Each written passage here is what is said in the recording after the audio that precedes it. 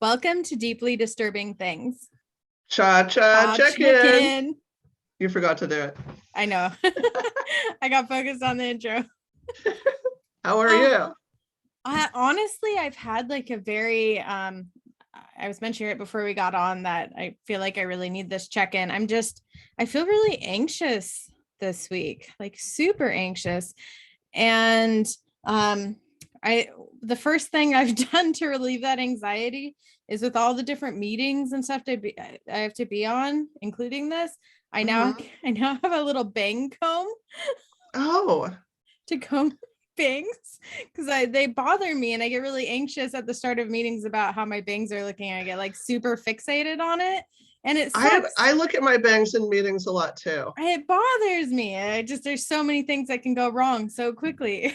There are like all of this. So much worse than just having like long hair. So I did that, and then I did that like right before this, and I was like, that made me feel better. Your bangs look great if that helps relieve any anxiety. As long as they don't look weird, that's all, because they can do weird things. I don't know.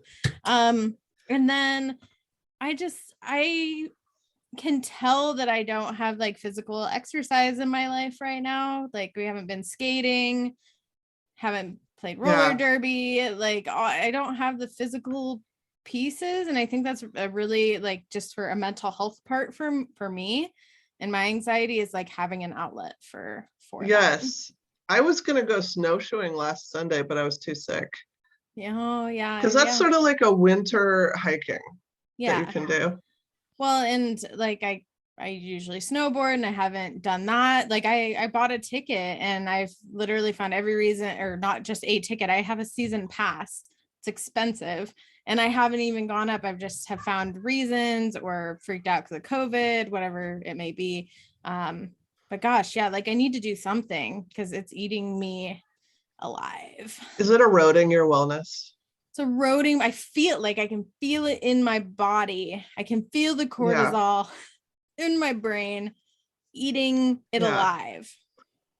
Well, I'm planning on being like totally better by this weekend. That's my plan. Okay. And maybe we can do the skate dance night. Yeah, that kicks because that is really good exercise. It is. Like 1 hour, like that's all you can do because it's so intense. Yeah, I was gonna say, I mean, I was sweating by the end of that. Same thing as like a 2-hour derby practice. Okay, should I put it out there and invite like maybe 1 or 2 other select people? Yes. Okay. Thank you. Sorry. You're welcome. That big vent was me saying, please exercise with me, because I won't do it on my own. I won't. Yeah, and normally I'm like doing something every day, at least yoga every day, but this stupid COVID has like been sapping my energy. So I've heard that fairly consistently from folks that like once the sick part is gone, like the sore throat and all that, then it's like massive fatigue sets in. Yeah, it's stupid. Yeah, and it's interfering with it's eroding my wellness. Is it eroding your wellness? Yes, it is. Well, I can't wait to come over this weekend then, because we're going to also go do some fun, deeply disturbing things stuff. Yes, I've been reading this book. Haunted Spokane, yes. By the late Chet Kasky. And I'm making a spreadsheet of all the locations that we'll visit. Good. I'm excited. No, I think some we have to wait till hot weather because it takes like hiking around. But some we could do. And I think that I don't know, that's a part of it too, because you've been sick, I've been gone, so we haven't met up in person for podcasts. Like, gosh, I'm just gonna explode. And don't forget we have our shirts that we're gonna wear. That's nice. I have my hoodie on at the moment. I know. I still need to get me one. One day I'll eventually get you one, since I mean, there's definitely, movement, having healthy levels of movement in your life is for sure one of those pillars of wellness. Absolutely. Okay, my other check-in, I'm just gonna take the lead. Go do it. Was that I watched Cheer on Netflix. Have you seen it? I saw the first season. I haven't watched the second season. So I don't want to give any spoilers, but I kind of have to. Have you heard about the sexual abuse scandal part? With Jerry. Yeah. Yeah, I did hear about that after the first season, which was very disappointing because yeah, it was like the character everybody liked. Yeah. And just kind of shocking correlations with like the gymnastics abuses again, like all of a sudden all this power comes from being famous, and that abuse just got kind of shoved under the rug because it was reported multiple times. Oh, was it? Anonymously. There we go. But the cheerleading association and the like safe sports whatever just didn't respond to it until the FBI were directly contacted, which I thought was interesting. Well, that's shitty, right? And so I had done the Nassar episode for the gymnastics. Nasty Nassar. Nassar. And what they were saying is that the same people who investigated him with USA Today also did the investigation for the gymnastics, and they found that like there's still 74 people who are continuing to work or within cheerleading for the same sort of things that where complaints get kind of brushed under the rug and not brought up again. Gosh, it's like these elements keep coming up over and over with like the same power themes. And then sweeping things under the rug and kids that want to excel and looking up to role models and feeling like they don't have a choice, maybe power dynamics. Just anyways, like it caught me off guard because I was like, oh hey, I did the podcast topic on cheerleading and I hadn't seen that prior to doing that topic. And I had no idea what I was kind of stumbling into. When that part hit, I was like, what? And did they cover that in season 2? They talked about that in depth. Very in depth. So well, maybe I will watch season 2. I kind of wasn't really excited when I saw it, just because that left a bad taste, but if they dive into it, then I'm more interested. They do. And I like that they like explore the impact of COVID on the teams and how, because like some people like busted their ass that whole year and then COVID hit, the competition went away and they graduated and they didn't even get to compete, and they were just done cheerleading. So just to kind of like see them processing through that, I think was actually made the show a little bit different, just more exploring human emotion stuff. Well, I'll have to check it out.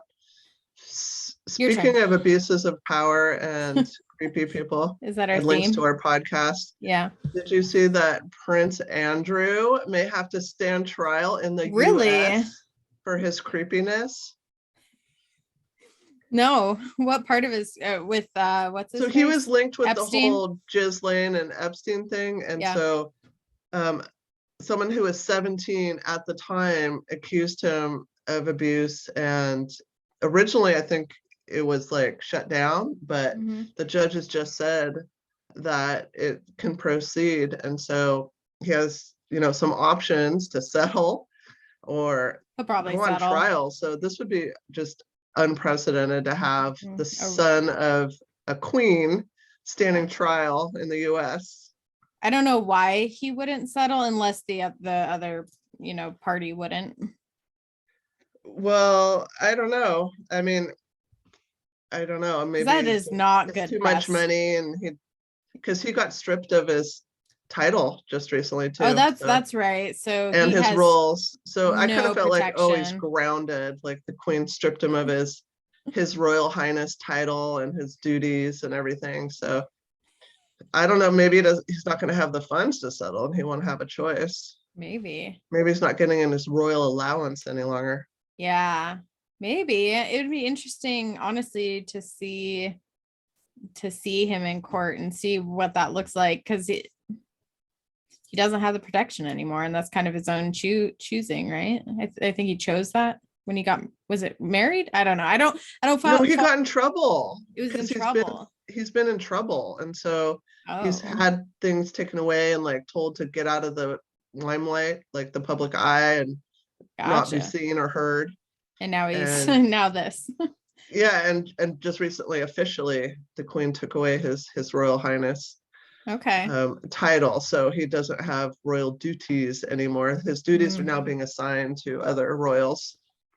I I wish my duties would be assigned to other other royals. Yeah. Yeah, I don't follow royal stuff very much. I follow it probably more than I should. I feel like you're always in the know. I get like my little tidbits about the royals from you. I not even watched the Netflix series, and like I was like, that's cool, but I still haven't gotten into I don't know, it's too much work to follow like that constantness of it. Yeah, I mean, what does it say about me that I'm so interested in other people's lives that have nothing to do with me? That's why you're probably nothing good. It's why you're a counselor. Yeah, I agree. It's probably not good. I mean, it's just kind of like mind candy sometimes. It's like, let me not focus on my own problems. Let me see what's going on with like Harry and Meghan Markle. Let's see what they're doing down in LA. Well, it was really hard to explain. I was telling someone that I was watching cheer, and then I had to explain like, well, I'm not actually like interested in cheerleading, but then I had to explain that like, oh, I was interested in learning more about the sexual assault case. And that's hard to explain to people. And I'm like, oh, well, yeah, because of the podcast, like I have to do this backtracking of like, oh yeah, most people don't do that. Well, I'm looking forward to this. Yeah. I'm actually reading this book. Do you know where we're going? This I'm making a spreadsheet. Do we get to tell people, or is it like secret? Are you kidnapping me again? Are you going to blindfold me again? No, but I'm going to make a spreadsheet and we'll map things out. Okay. And I think we'll start with like something downtown. Okay. Something easy. Mm-hmm. Okay.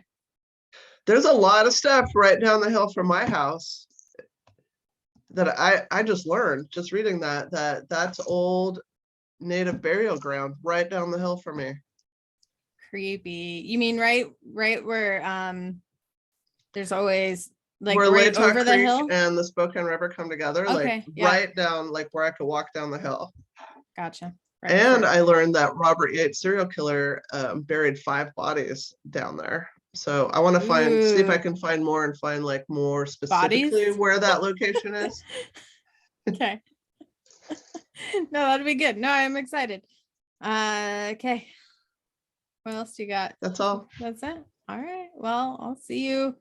So wait, quick, tomorrow, in person or no? Should we stay safe and go? I think in person. I think we're good. I'm well beyond the 5 days. I'm practically at 10 days. It's basically like lose. Either I get COVID and like, yes, you get your immunities, but I will have COVID, or I have to just like have this anxiety about potentially getting COVID all the time. That will be 11 days on Thursday. So that's even past the 10 days that was originally recommended. Anyone in your house who's sick? No, I'm the only one where it's like lingering a little bit with some upper respiratory stuff. Everyone else is done, cleared out?